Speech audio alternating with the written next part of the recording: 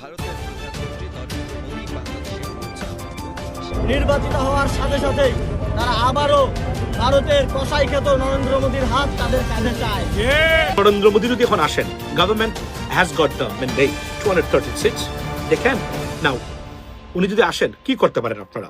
আসসালামু আলাইকুম ভিউয়ার্স, দেশ ও দেশের বাহির থেকে যারা আমার ভিডিওটি প্লে করেছেন জানাচ্ছি আন্তরিক শুভেচ্ছা অভিনন্দন। আশা করি সবাই ভালো আছেন, সুস্থ আছেন, আলহামদুলিল্লাহ। তো ভিউয়ার্স, দীর্ঘ 18 মাস অন্তর্বর্তী সরকার ডক্টর ইউনূসের নেতৃত্বাধীন 13th জাতীয় সংসদ নির্বাচন অনুষ্ঠিতর মাধ্যমে নতুন সরকার গঠন করছেন বিএনপির শপথ অনুষ্ঠানে ব্যাপকভাবে এবার আমন্ত্রণ পেয়েছেন ভারতীয় ফ্যাসিস্ট সরকার প্রধানমন্ত্রী নরেন্দ্র মোদী, যিনি বিগত 17 বছর ফ্যাসিস্ট হাসিনাকে দিয়ে বাংলাদেশকে এক ধ্বংসস্তূপে পরিণত করেছিলেন। কিন্তু বর্তমান বাংলাদেশের নতুন অগ্রযাত্রার এই শপথ অনুষ্ঠানেই কেন শত্রুদেরকে মিত্র বানিয়ে তারেক রহমান এক চমক দেখাতে যাচ্ছে?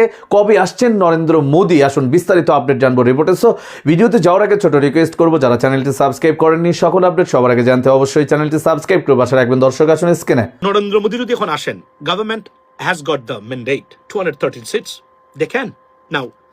উনি যদি আসেন, কি করতে পারেন আপনারা? Not welcome. তবে এটা দুঃখজনক হবে উনাকে এখানে আনা। ওয়াই? বিকজ উনি ভারতীয় প্রধানমন্ত্রী আসতেই পারেন। উনি প্রচন্ড মুসলিম এবং বাংলাদেশ বিরোধী একজন ব্যক্তি। এই বাংলাদেশটাকে দুজকে পরিণত করেছিলেন এই ভদ্রলোক। এবং উনাকে যদি এভাবে হাদির বাংলাদেশে এভাবে আমন্ত্রণ জানানো হয়, it is a matter of great regret, ladies and gentleman.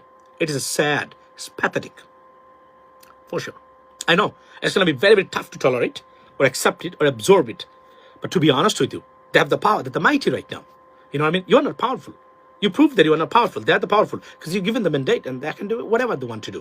If it happens, we need to apologize to Sheikh Hasina because we protested against her. Yet it is coming and happening again and again in Bangladesh by other party. Why? To be equal, to portray we believe in equality. We need to seek forgiveness from Sheikh Hasina. So Narendra Modi আসছেন, আপনারা কি মনে করেন? নরেন্দ্র মোদী কি বাংলাদেশে ওনাকে যে আমন্ত্রণ জানিয়েছেন, is this the right thing to do? ওনাকে কি আসা উচিত? ওনাকে আসলে ওনাকে আমরা ওয়েলকাম করা উচিত কিনা বলেন? যদিও এই মুহূর্তে পৃথিবীতে সবচেয়ে মুসলিম বিদ্বেষী হেড অফ স্টেট এবং মাইনরিটি নির্যাতনের একজন নির্যাতনকারী, ভয়াবহ নির্যাতনকারী উনি। ইন্ডিয়াতে মাইনরিটি নির্যাতনকে উনি প্রাতিষ্ঠানিক রূপ দিয়েছেন, লেডিস এন্ড জেন্টলম্যান। এবং আমি মনে করি যে যদি নরেন্দ্র মোদী আসেন, পাকিস্তানের প্রধানমন্ত্রীকে আমন্ত্রণ জানানো উচিত, সমান সমান, একদম মানে আপনার এই ইকুয়াল। বিকজ মনে রাখবেন, এটা যদি বুঝতে ব্যর্থ হন যে আগামীর পৃথিবীতে নিজেকে টিকিয়ে রাখতে গেলে এই অগ্রাসনে পাকিস্তান, তুরস্ক, সৌদি, ইজিপ্ট, এই যে অ্যালায়েন্সটা আমাদের আছে, এর বাহিরে বাংলাদেশ গেলে বাংলাদেশকে একদম শেষ করে ছাড়বে। এটা মাথা রাখবেন। Modi not welcome. আপনি বলছেন Narendra Modi is not welcome. Y?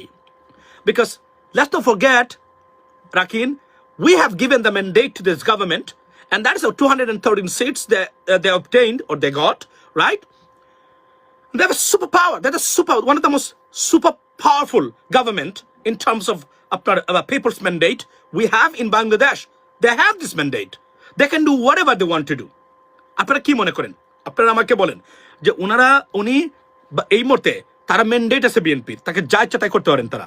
সুতরাং আপনি কিভাবে বলবেন যে উনাকে আপনার কি মানে উনাকে আমন্ত্রণ জানানো উচিত না? প্রশ্ন হলো উনি স্পেশাল কেন? Why India and Indian Prime Minister is so special for anything? I don't see any reason. Yes, we have to have a good relationship. We should. But he's not anything special. আবার সেই একই থাকে। এবং এখানে বলে রাখি, বিএনপির মানে গভর্নমেন্টের যারা আছেন তারা যদি বুঝতে ব্যর্থ হন যে এই মোদি এবং অতিরিক্ত ভারত প্রীতি বিপদ ডেকে আনবে, তাহলে মাথায় রাখবেন, না বুঝতে ব্যর্থ হন, সমস্যা আছে আগামীতে। কারণ বাংলাদেশের মানুষ সবচেয়ে যে জায়গাতে মানুষকে ঘৃণা করে, তার নাম কে জানেন? তার নাম হলো আপনার ভারত এবং ভারতের এই গভর্নমেন্টকে। সবার আগে ভারতীয় গভর্নমেন্ট এবং গভর্নমেন্টের policy, not Indian people. Indian people, we have nothing wrong with them or nothing, no problem whatsoever with Indian people. But the government and then Indian, or the Prime Minister. So, এখন আমি প্রশ্ন, ওনাকে বাংলাদেশের মানুষের খুবই দুঃখজনক এটা এই হাদির বাংলাদেশে যদি এগুলা ঘটে, খুবই দুঃখজনক। But they have the mandate. You have to understand that. হাদির বাংলাদেশে এই এদের আস্ফালন, এদের প্রদদ্বনিতে দনিত হবে বাংলাদেশের মাঠঘাট। It's sad. It's a sad story though. Very, very sad, ladies and gentlemen. I do apologize. I understand your feelings. You know what I mean? Please forgive me. We cannot do anything else. We tried our best. We've been doing for a long time. So উনি আসবেন, উনার মানে হাদির এই রক্তাক্ত বাংলাদেশে মুদির মতো কসাই, যে কসাইদেরকে বাংলাদেশের মানে আশ্রয় দিয়ে রেখেছে, সেই কসাই বাংলাদেশে আসতেছে। Sad story for Bangladesh, sad, it's disgusting, you know what I mean, very sad আমাদের জন্য। এটা খুবই দুঃখজনক। এবং এই বাংলাদেশে এই সরকারকে আমরা, এই সরকার মানে 2 দিনের ভিতরে ভুলে গেছে যে এই জুলাই যোদ্ধা, এই জুলাইয়ের সবার উত্থানের কারণেই ওনারা ক্ষমতায় এবং আজকের এই বাংলাদেশ, এটা ভুলে যাবেন তারা এত সহজেই। তবে কিছু মানুষ আছেন এই সরকারে, এরা ভুলবেন বলে আমার কাছে মনে হচ্ছে না। এটা আমার একটা মানে পজিটিভ জিনিস।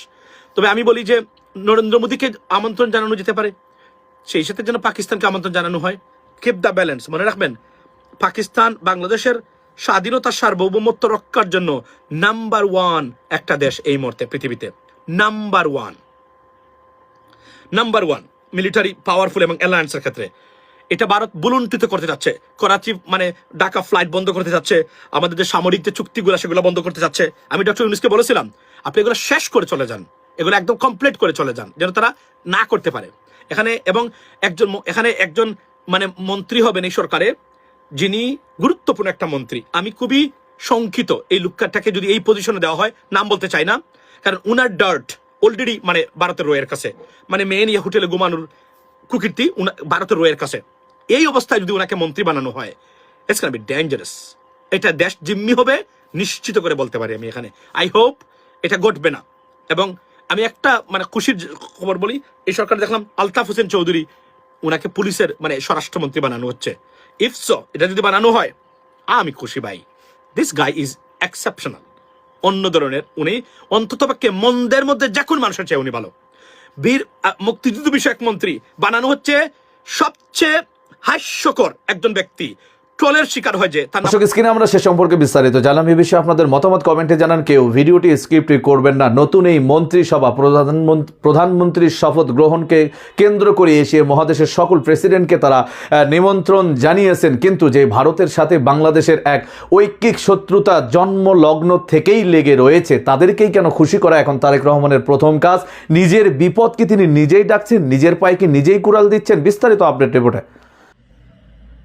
যে আপনার নির্বাচনের ঠিক আগ মুহূর্তে আমাদের পররাষ্ট্র উপদেষ্টা তৌহিদ সাহেব তিনি একটা বক্তব্য দিয়েছিলেন যে আমাদের অনেক উপদেষ্টারা বা তাদের সহকারীরা কূটনৈতিক পাসপোর্ট জমা দিয়েছে, এমনকি নির্বাচনের ঠিক পরপরই তারা বাংলাদেশ ছেড়ে পালিয়ে যাবে বা চলে যাবে। এখন সরকার গঠন তো হইল না, এই সরকারটা তো এখন স্টেবল, তাই না? এখনো তারা এক্সিস্ট করে। সরকার গঠন হবে, শপথ হবে, তারপরে এই সরকারের সাথে যারা সংশ্লিষ্ট, যাদের মনে ভয় নাই, দুর্নীতি করে নাই, চিটিং করে নাই, বাটপাড়ি করে নাই, স্বজনপ্রীতি করে নাই, তারা সুন্দরভাবে 18 মাস ভালো হোক খারাপ হোক যতটুকু তারা দায়িত্ব পালন করেছিল, তারা সুন্দরভাবে বাংলাদেশ থেকে বিদায় নিবে।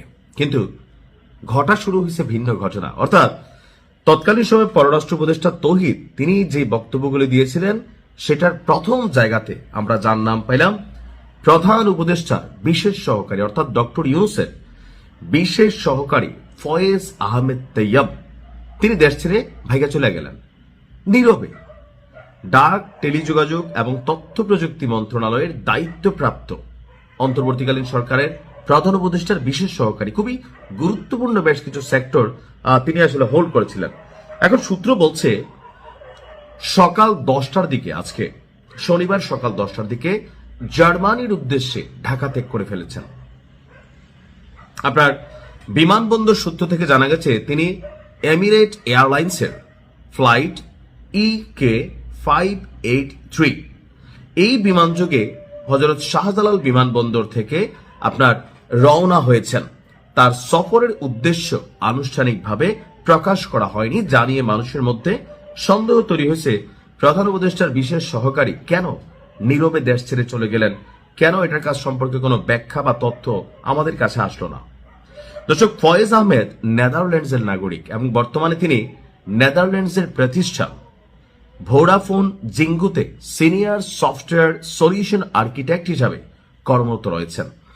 তো ওই যে অভিযোগ ছিল যে এই অন্তর্বর্তী সরকারটাই যারা চালাইছে, তারা বিদেশি নাগরিকদের দিয়া এই রাষ্ট্রের মেরামত করতে চাইছে, সংস্কার করতে চাইছে।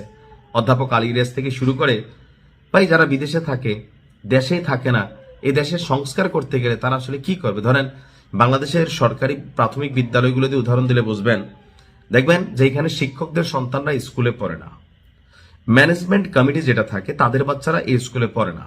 অ্যাজ এ রেজাল্ট স্কুলের পড়া ভালো না, বাথরুমগুলোতে যাওয়া যায় না, পরিবেশ খুবই নোংরা। প্রাইভেট প্রতিষ্ঠানগুলোতে তারা তাদের বাচ্চা পড়ায় যেখানে ফার্স্ট ক্লাস পড়াশোনা হয়। অর্থাৎ আমি নিজে যেই কাজটাতে সুবিধা ভুগি না বা আমার পরিবার সুবিধা ভুগি না। দর্শক, স্ক্রিনে আমরা সে সম্পর্কে বিস্তারিত জানলাম। সো ভিডিও এই পর্যন্ত। ভালো লাগলে লাইক অ্যান্ড কমেন্ট করবেন। দেশের সকল আপডেট সবার আগে জানতে অবশ্যই চ্যানেলটি সাবস্ক্রাইব করে পাশে রাখবেন। দেখা হবে পরবর্তী ভিডিওতে ইনশাআল্লাহ। আসসালামু আলাইকুম ওয়া রাহমাতুল্লাহ।